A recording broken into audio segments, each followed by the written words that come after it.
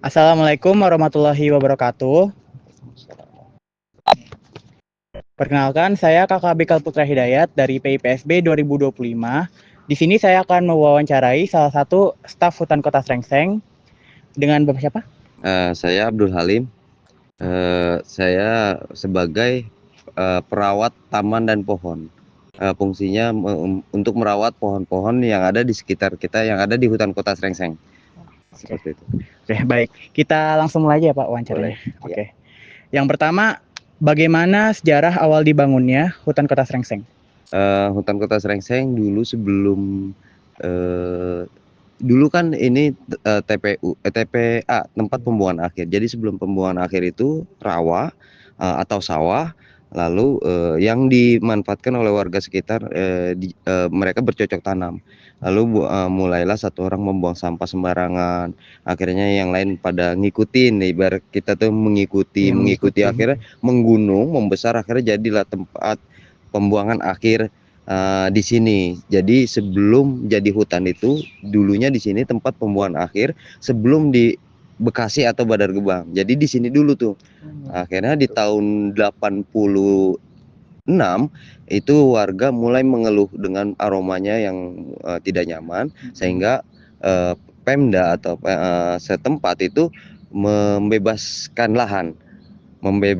Nanti di sana ada dokumentasi pada tahun 86, 2010, 996 itu nanti ada dokumentasi yang di sana. Jadi pembebasan lahan itu mereka Pemda itu membebaskan lahan dari pemulung-pemulung yang mendirikan bangunan. Mereka mencari nafkah di TPA tersebut, seperti memisahkan sampah plastiknya, mereka memanfaatkan barang-barang yang masih bisa dimanfaatkan. Nah, di tahun 95 keluarlah perda surat keputusan atau SK nomor 202 itu di tahun 1995 dengan menjadikan hutan tempat sampah ini menjadi hutan itu dengan metode sanitary landfill, yaitu metode gali uruk. Jadi sampahnya itu digali, dibuang ke Bekasi, Badar Gebang, lalu diuruk dengan tanah seukuran 30 cm. Jadi tanahnya itu tebelnya 30 cm. Makanya nanti ketika ada pohon yang tumbang, itu pohon itu akan mengangkat sisa-sisa sampah yang ada di dalam, seperti bahan, benang, kain, plastik. Nah, itu akan terangkat. Karena apa? Diuruknya cuma 30 sentian sampai 50 senti gitu. Jadi tidak terlalu dalam. Dan mempengaruhi pohon-pohon yang di sini itu akar tunggalnya itu tidak kuat menembus ke bawah, sehingga dia ke samping pohonnya. Sehingga kalau kita perhatikan ini pohon banyak yang miring seperti itu, karena akar tunggalnya itu tidak kuat menembus. Dulunya kan tempat sampah. Jadi seperti itu. Latar belakangnya dulu tempat sampah. Melihat di daerah Taiwan, kalau nggak salah ya, Taiwan itu tempat sampah disulap menjadi taman. Namun kita tidak menjadi taman, konsepnya kita menjadi hutan. Makanya dijadikanlah hutan kota Srengseng. Dulunya dikenalnya warga sekitar itu Danau Srengseng, karena kita ada danaunya di belakang sana. Kayak gitu. Oke. Berarti dulunya ini adalah tempat pembuangan sampah ya Pak? Iya, betul. Oke, kita lanjut. Fungsi utama atau tujuan dibangunnya hutan Srengseng saat pertama kali dibangun itu apa sih Pak? Itu fungsi yang pertama kita ambil itu, dibuatnya RTH, ruang terbuka hijau itu untuk menyimpan plasma nutpa. Plasma nutpa itu gen keturunan flora dan faunanya, seperti misalnya pohon ini. Nah, itu gennya itu akan tersimpan mereka itu tidak punah, biar tidak punah, baik tanamannya maupun hewan-hewannya gitu. Jadi pertama itu menyimpan plasma nutpa. Yang kedua itu untuk menyaring yang kita ketahui di kota Jakarta itu bising. Nah, itu bising dan polusi. Nah, itu hutan kota ini menyerap polusi-polusi yang di Jakarta ini, yang sudah kita ini akan diserap oleh tumbuh-tumbuhan di sini, dan suara kebisingan pun dapat diminimalisir, dalam arti kata kalau yang suara keras itu motor ya, kendaraan-kendaraan itu akan diminimalisir oleh tumbuhan-tumbuhan di sini, seperti itu. Jadi, yang ketiga itu, resapan air. Jadi di danau itu, waduk tempat resapan air dan juga untuk menghitung ketinggian ketika musim banjir atau musim hujan lalu banjir itu kita bisa melihat dari ketinggian danau. Ketika danau tinggi berarti sungai Sanggrahan yang besar itu akan terlihat berarti dia juga tinggi. Tapi kalau, danaunya mulai surut berarti banjir sudah mulai surut. Nah Oke. itu yang saya ketahui, dari yang saya alami pertama saya masuk, di hutan Kota Srengseng di sini, Oke, gitu. baik. Oke, kita lanjut ya, Pak. Selanjutnya, bagaimana proses pembebasan lahan untuk pembangunan hutan Kota Srengseng? Pertama pembebasan lahan itu ya tadi di awal, saya udah pernah ceritakan, pertama itu seperti memberikan kompensasi bangunan ya mereka yang telah mendirikan bangunan di TPA, tempat pembuangan akhir tersebut. Lalu dengan metode sanitary landfill mereka, Pemda tersebut membuka RTH ruang terbuka hijau, yang sampahnya sudah dibuang, lalu ditutup, ditiban atau diuruk dengan tanah, lalu,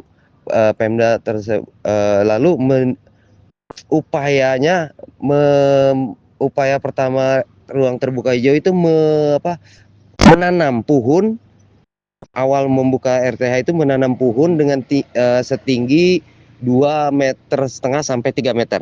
Jadi awal pembuatan ruang terbuka hijau yaitu dengan menanam pohon 2,5 meter sampai 3 meter. Nanti yang kalau kita lihat di sini banyak yang kecil-kecil itu anakan dari pohon-pohon yang, di awal ditanam. Oke. Itu awal membuka ruang terbuka hijau. Seperti itu jadi awal, pembebasan lahannya, Oke, kayak gitu. baik. Untuk selanjutnya, bagaimana kontribusi atau dampak dari hutan Kota Srengseng terhadap perekonomian masyarakat sekitar? Nah, untuk perekonomian, pertama, di sini nih ya, di tahun 2019, Mhm. itu ada namanya kelompok tani hutan. Kelompok tani hutan ini, eee, beranggotakan terdiri dari warga sekitar Mhm. yang, sudah tidak mempunyai pekerjaan pokok atau gaji pokok. Nah, mereka dengan membentuk organisasi namanya kelompok tani hutan itu, mereka memanfaatkan hutan kota ini, seperti mengelola jadi memanfaatkan hasil hutan itu, menjadi produk yang, mempunyai nilai ekonomi seperti daun keringnya ini Iya. mereka kelola menjadi, pupuk organik, lalu kayunya mereka jadikan arang briket, lalu mereka menanam, serai mereka kelola menjadi, minuman segar sari serai, lalu mereka menanam, kacangnya mereka kelola menjadi rempeyek. Kayak Oke. gitu. Jadi manfaat untuk warga sekitar yang, di dalam organisasi kelompok tani hutan itu mereka perekonomiannya mereka bisa rasakan. Mereka kan udah tidak bekerja, tidak mempunyai hasil. Nah, dengan mereka memanfaatkan hutan kota Srengseng ini menjadikan ekonomi mereka bertambah. Yang pertama itu yang, kelompok tani hutan, Iya. adanya kelompok tani hutan, ada edukasinya juga dan untuk masyarakat warga sekitar, mereka itu manfaatnya mereka bisa rasakan dengan yang tadi di awal, kebisingan-kebisingan itu tersaring gitu. Yang kedua polusi, polusi jadi berkurang. Nah, kita bisa melihat hasil Oke. pohon karbon yang, Oh, iya. bisa polusi yang diserap oleh, Oleh pohon. pohon, Iya. nah itu bisa terbaca. Jadi satu pohon itu bisa menghasilkan berapa karbon untuk menyerap Oh, iya. polusi, seperti itu. Oke. Jadi untuk manfaat yang warga sekitar ini banyak sekali manfaatnya, cuman, yang tadi saya sebutkan baru beberapa aja, Oke, kayak gitu siap. ya, Oke. ya. Untuk selanjutnya, menurut Bapak, apakah ada tantangan yang sering Bapak hadapi dalam pengelolaan hutan Kota Srengseng? Nah, kalau untuk, eee, alam, nah Mhm. kita ini tantangan banyak, yang pertama alam nih, alam ekstrim. ketika hujan, campur angin, campur bluduk, petir atau apa, itu rentan tumbang, artinya rubuh, pohon rubuh. Nanti di sana ada satu contoh pohon yang tumbang akibat dari cuaca yang ekstrim, hujan campur angin gitu. Karena apa yang tadi saya cerita, dia sudah miring, belum hujan dia sudah miring seperti itu. Iya, Nah, seperti itu. ketika hujan campur angin, dia akan tumbang. Nah, itu yang di alam. Kalau untuk manusianya, humannya itu tantangannya ya mungkin yang pengunjung yang tidak mengerti akan adanya retribusi. Jadi masuk hutan kota Srengseng ini ada retribusi yang harus mereka keluarkan untuk biaya, seperti orangnya 3.000, motornya 3.000, mobilnya 3.000. Dan ini yang belum pengunjung itu belum sadar bahwa ini memang kita ada perdanya, undang-undangnya. Jadi mereka tuh kita nih yang menjaga, maaf bukan saya, maksudnya yang jaga itu mereka mengeluh dengan warga yang merasa akamsi. Akamsi Oh, itu anak anak kampung kampung sini. sini. Iya. Iya. Gua anak kampung sini ngapain bayar. Nah, sedangkan mereka yang menjaga itu, mereka cuma menjalankan tugas bahwa ini seperti ini sudah diperda, sudah harus. Jadi setiap yang masuk sini itu harus membayar Iya. seperti itu. Nah, itu tantangan buat Pengelolaannya. pengelolaannya. Oke, Jadi siap. dari observasi hutannya dan juga dari retribusi Masyarakatnya. masyarakatnya Iya, kayak gitu. oke.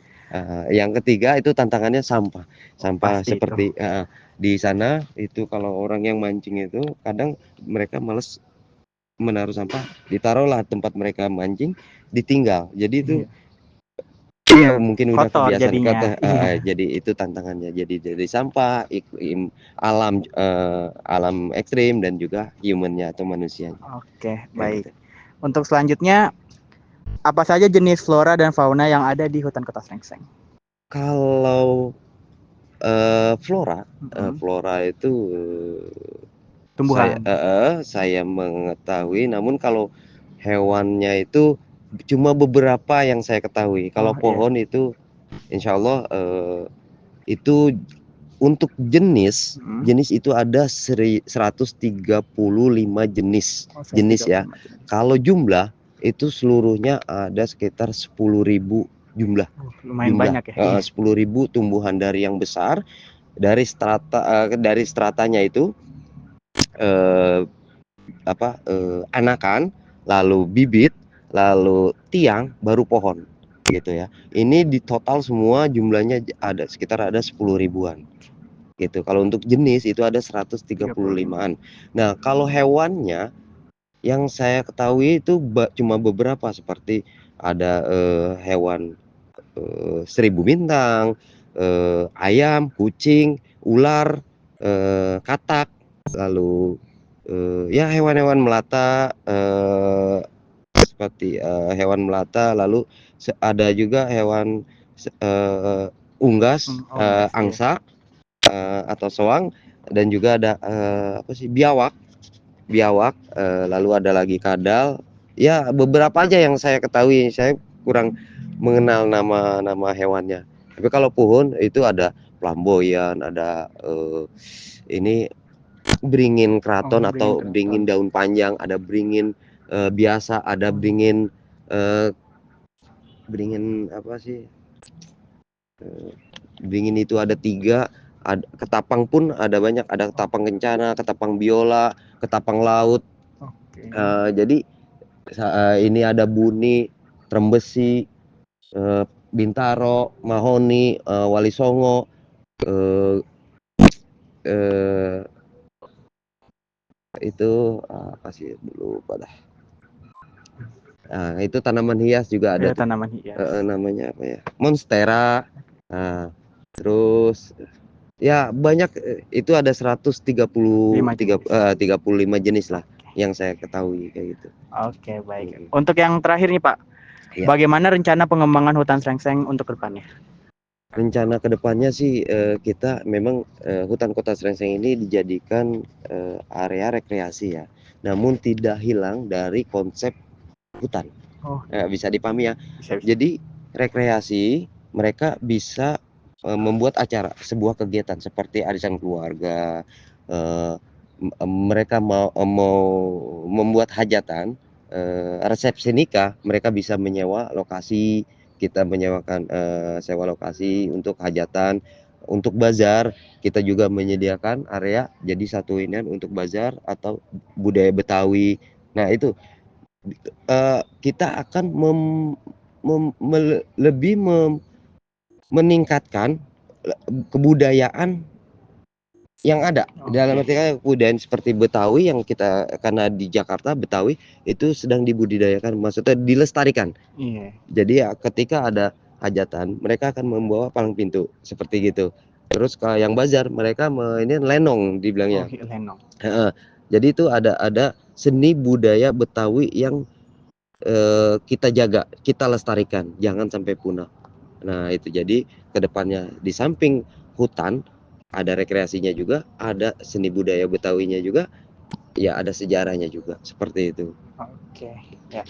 Oke Bapak, wawancaranya sudah selesai. Ya, Terima kasih banyak ya Pak. sama-sama, terima kasih Oke. kembali.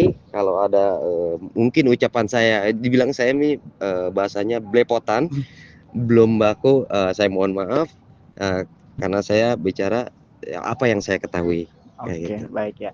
Sekian dari saya. Wassalamualaikum warahmatullahi wabarakatuh. Waalaikumsalam.